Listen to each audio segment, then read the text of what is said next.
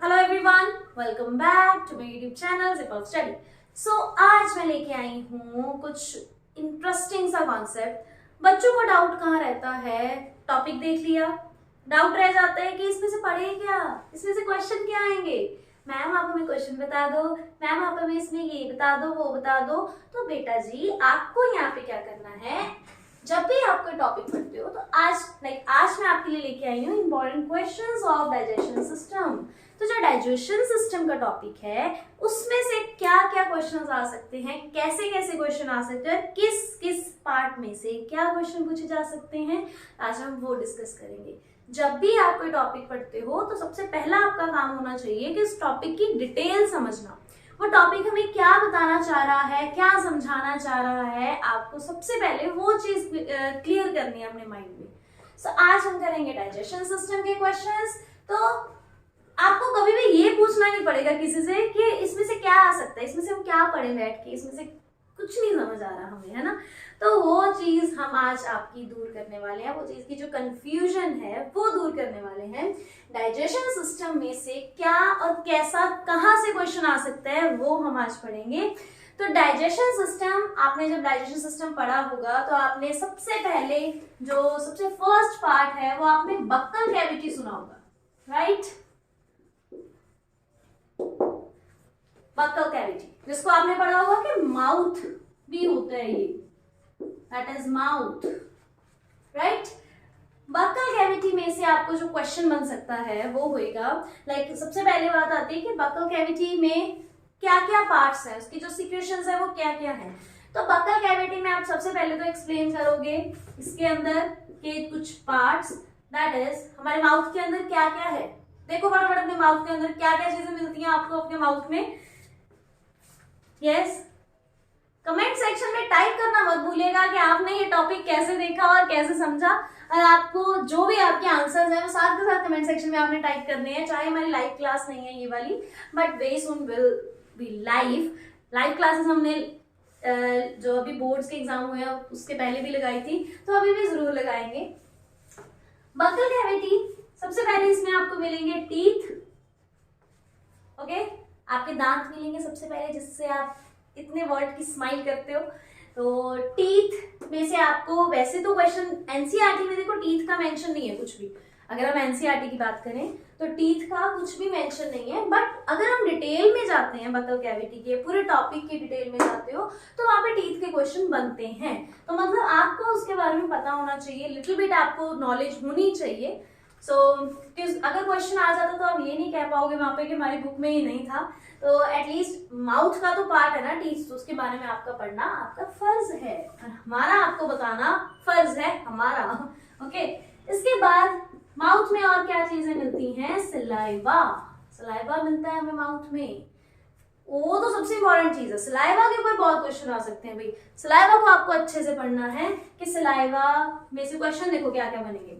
सबसे पहला आएगा कि सलाइवा को बनाता कौन है वहां पे, है ना, माउथ के अंदर कौन सा ग्लैंड बनाता है सलाइवा को, तो कौन सा ग्लैंड बनाता है। सोचो सोचो सोचो सोचो, सब पढ़ा हुआ आपने, सब कुछ करा हुआ है, कमेंट सेक्शन में आंसर करना मत भूलिएगा। तो सलाइवा को कौन सा ग्लैंड बनाता है, उसके बाद फिर सलाइवा कौन सा एंजाइम बनाता है माउथ के अंदर, ये भी बहुत इंपॉर्टेंट क्वेश्चन है। तो सलाइवा का एंजाइम का नेम आपको पता होना चाहिए। एंड इसके बाद एक मेन काम आता है कि what is the role of saliva, what is the role of saliva, you have to explain, okay. इसके बाद नेक्स्ट बात करेंगे इसके थर्ड पार्ट की। थर्ड है यहाँ पे टंग, जो हमें माउथ के अंदर मिलती है। टंग के ऊपर आपको, वैसे तो देखो ये भी एनसीईआरटी में मेंशन नहीं है, जैसे टीथ मेंशन नहीं है, तो टंग और टीथ के बारे में आपको जनरल से चीजें पता होनी चाहिए कि इनका रोल क्या है, ये क्या काम करते हैं। और सलाइवा के ऊपर तो पर्टिकुलरली क्वेश्चन भी है बुक के अंदर कि what is the role of saliva, तो आपको ये भी पता होना चाहिए। इसके बाद चलते हैं सेकंड पॉइंट, आपने पढ़ा होगा एसोफेगस। एसोफेगस का कोई खास काम नहीं है, उसके ऊपर कोई खास क्वेश्चन भी नहीं आता। हाँ, एक क्वेश्चन एसोफेगस में से निकलता है, दैट इज पेरिस्टालिसिस। पहले एक बार चेक कर लेना, मे भी कई बार गड़बड़ हो जाती है ई आई यू में से। तो पेरिस्टालिसिस होता है जो एसोफेगस के अंदर जो खाना है जब एसोफेगस में से पास होता है ना बड़ी फ्लेक्सिबिलिटी के साथ, तो उसको बोलते हैं, उस मूवमेंट को बोलते हैं पेरिस्टालिसिस। ओके, सो ये एसोफेगस में से सिर्फ एक लौता क्वेश्चन बनता है और कोई एसोफेगस का खास काम नहीं है, सिर्फ खाने की मूवमेंट का काम है इसका। माउथ से स्टमक तक पहुंचाने के लिए रास्ते में एक ट्यूब लगी हुई है, एक पाइप लगा हुआ है जिसका काम है खाने को माउथ से स्टमक तक पहुंचाना। उसके बाद चलते हैं main organ that is stomach. Stomach की बात करते हैं। स्टमक से बहुत सारे क्वेश्चन बनते हैं अभी। स्टमक में से सबसे पहला क्वेश्चन तो आएगा कि what are the secretions of stomach. तो स्टमक क्या क्या चीजें बनाता है? स्टमक एक तो प्रोड्यूस करता है HCl। स्टमक HCl प्रोड्यूस करता है जो हमारी बॉडी में एसिडिक मीडियम प्रोवाइड करता है। तो HCl के ऊपर भी आपको क्वेश्चन आ सकता है that what is the role of HCl in a stomach. तो आपको ये क्लियर होना चाहिए, 2-3 पॉइंट्स आपको इसके अच्छे से पता होना चाहिए। दूसरी चीज, अब अगर एसिड स्टमक में बन रहा है तो एसिड की प्रिवेंशन के लिए कोई ना कोई चीज तो वहां पे साथ में बनेगी ना, तो that will be mucus. Stomach के अंदर म्यूकस भी सीक्रेट होता है सो दैट कि जो एसिड का इफेक्ट है, ठीक है, उससे जो स्टमक की इनर लाइनिंग है उसको कोई फर्क ना पड़े, उसको कोई इफेक्ट ना हो, तो उसको प्रोटेक्ट करने के लिए क्या प्रोड्यूस होता है? म्यूकस प्रोड्यूस होता है। इसके बाद स्टमक कुछ डाइजेस्टिव एंजाइम्स, डाइजेस्टिव जूसेस बनाता है। डाइजेस्टिव जूसेस में ये एक बनाता है पेप्सिन। ठीक है, तो आपको पेप्सिन के बारे में पता हो कि पेप्सिन का काम क्या है। ये ऐसे कुछ जो एंजाइम्स है ना, डाइजेस्टिव जूसेस हैं जो, इनके ऊपर क्वेश्चन आ जाता है कि इनका काम क्या है, ये किस चीज को किस चीज में कन्वर्ट करते हैं, किसकी डाइजेशन में हेल्प करते हैं। तो इन सब चीजों के बारे में you should know very clearly. Stomach के बाद अगला पार्ट आ जाता है हमारे पास। स्टमक के बाद खाना कहाँ जाता है? फाइनली कहाँ जाता है? स्मॉल इंटेस्टाइन में। तो स्मॉल इंटेस्टाइन के ऊपर भी बहुत से क्वेश्चंस हैं। अब क्यों है इसके ऊपर क्वेश्चन इतने? बिकॉज जो मेन डाइजेशन है, जो कंप्लीट डाइजेशन है, वो कहाँ पे होती है? स्मॉल इंटेस्टाइन के अंदर होती है वो डाइजेशन। ठीक है, सो आपको ये भी क्वेश्चन पूछा जा सकता है कि कंप्लीट डाइजेशन कहाँ पे होती है, किस ऑर्गन में होती है? तो वो होती है स्मॉल इंटेस्टाइन के अंदर। यहाँ पे आके खाना पूरी तरह से डाइजेस्ट हो जाता है, कुछ भी नहीं बचता कि जो चीज डाइजेस्ट होने से रह जाए। जितना खाना आपकी बॉडी एब्जॉर्ब कर सकती है, मैक्सिममली डाइजेस्ट कर सकती है, वो खाना डाइजेस्ट हो जाएगा। सारा नहीं होता कभी भी खाना digest. So small intestine, and इसमें से भी क्वेश्चन आ सकता है। इसमें से होता है कि स्मॉल इंटेस्टाइन का ऐसा स्ट्रक्चर, इसको ऐसे कैसे डिजाइन करा गया है कि ये सारा खाना डाइजेस्ट कर लेती है। सारा नहीं, कि खाना डाइजेस्ट कर लेती है, तो आपको उसको स्ट्रक्चर भी एक्सप्लेन करना है। तो इट मीन्स आपको स्मॉल इंटेस्टाइन के बारे में सारा कुछ पता होना चाहिए। इसके बाद जैसे हमने कहा था कि स्टमक ये 3 सीक्रेशंस कर रहा है, ऐसे ही स्मॉल इंटेस्टाइन भी कुछ सीक्रेशंस करती है, तो आपको वो भी पता होने चाहिए, वहां से भी क्वेश्चन बनता है। अब स्मॉल इंटेस्टाइन की सीक्रेशंस में आप इससे पहले हम एक और चीज देखते हैं।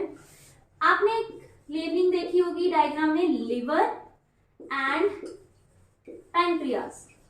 लिवर एंड पैंक्रियास में आपने देखा होगा कि दोनों का एक एक काम है। लीवर का काम है बाइल जूस बनाना, पैंक्रियास का काम है पैंक्रेटिक जूस बनाना। ओके, तो ये दो जो जूसेस बनते हैं, ये जूसेस ना ओवरऑल किस में आ जाते हैं? डाइजेस्टिव जूसेस में आ जाते हैं। जैसे पेप्सिन हो गया, इनकी सीक्रेशंस होगी, स्मॉल इंटेस्टाइन की सीक्रेशंस होगी, सारी चीजें मिलके डाइजेस्टिव जूसेस की कैटेगरी में आ जाती हैं।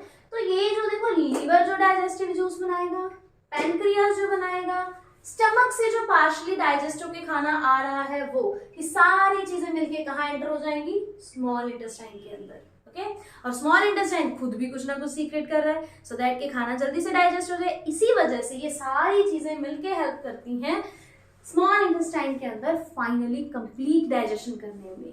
ओके, सो स्मॉल इंटेस्टाइन में होगी सारी डाइजेशन। अब मान लो जितना खाना आपने खाया था उसमें से कुछ % डाइजेस्ट हो गया और कुछ % रह गया। अब जो खाना रह गया वो कहाँ जाएगा? जो खाना डाइजेस्ट नहीं हुआ, अनडाइजेस्टेड फूड, अनएब्सॉर्ब्ड फूड जो होता है, वो जाता है फिर लार्ज इंटेस्टाइन के अंदर। ठीक है, वो जाएगा लार्ज इंटेस्टाइन के अंदर, जो खाना अनएब्सॉर्ब्ड एंड अनडाइजेस्टेड है। तो जो खाना बच गया वो इधर चला गया। अब इससे आगे कहाँ जाएगा भाई, लार्ज इंटेस्टाइन में सारा खाना पहुंच गया जो डाइजेस्ट नहीं हुआ था, बट अभी भी उसको कोई लालच है, वो कह रहा है कि अभी भी अगर तुम्हारी बॉडी में ये इस अनडाइजेस्टेड फूड में कुछ काम की चीज बची है, तुम उसको वापस खींच लूंगा।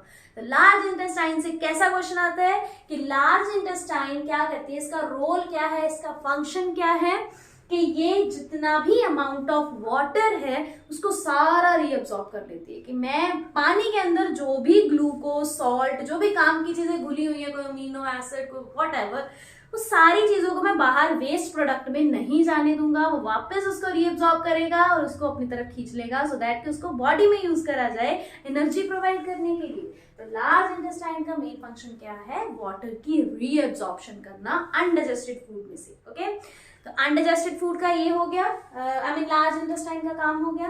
अब लार्ज इंटेस्टाइन के अंदर उसके बाद खाना कहाँ जाएगा भाई, कहीं भी नहीं जाएगा, एनस के थ्रू बाहर आ जाएगा। अब जो भी खाना अनडाइजेस्टेड है, जो डाइजेस्ट नहीं करा गया बॉडी के द्वारा, तो और उसमें से कोई जितना भी वाटर था सब कुछ रीअब्सॉर्ब कर लिया गया, जितना ग्लूकोज, अमीनो एसिड, काम की चीजें थी ना, मतलब जितनी भी सारी वापस खींच ली गई बॉडी के अंदर ताकि उसको बॉडी में यूज करा जा सके। और बाकी जो बच गया वेस्ट प्रोडक्ट, वो सारा एनस के थ्रू बाहर आ जाएगा। ओके, सो यहाँ से एनएस वगैरह से भी कोई क्वेश्चन नहीं आता खास, बस जो क्वेश्चन आएंगे मैंने आपको सारा टॉपिक समझा दिया एक तरह से। आपको डायग्राम, उसकी लेबलिंग, सारे पार्ट्स के बारे में 1 by 1 क्लियर होना चाहिए। और जहां जहां से क्वेश्चन बनता है मैंने आपको बता दिया, you can take screenshot. And कुछ भी अगर अभी भी आपको इस टॉपिक में से कोई डाउट है तो आप कमेंट सेक्शन में जरूर टाइप कीजिएगा। You are free to ask anything, not anything. Comment section में अपने डाउट्स पूछने के लिए यू आर फ्री। तो आपको आंसर, कुछ भी जो डाउट्स हैं आपके कमेंट सेक्शन में टाइप करने हैं। ओके, सो आई होप आप सबको ये टॉपिक क्लियर हो गया होगा। सो नेक्स्ट टॉपिक में हम करेंगे रेस्पिरेशन के कुछ क्वेश्चंस। एंड एक और इम्पॉर्टेंट चीज करवाऊंगी, एनसीईआरटी के अंदर जो नेफ्रॉन का डायग्राम है और ह्यूमन हार्ट का डायग्राम है, बच्चों को बहुत प्रॉब्लम रहती है हर साल के, हमें डायग्राम के इजी डायग्राम बता दो, आई मीन के डायग्राम कुछ इजी वे से कैसे बना सकते हैं। तो नेक्स्ट वीडियो में मैं आपको बताऊंगी कि how to make easy diagrams of human heart and nephron. So stay in touch everyone, thank you so much.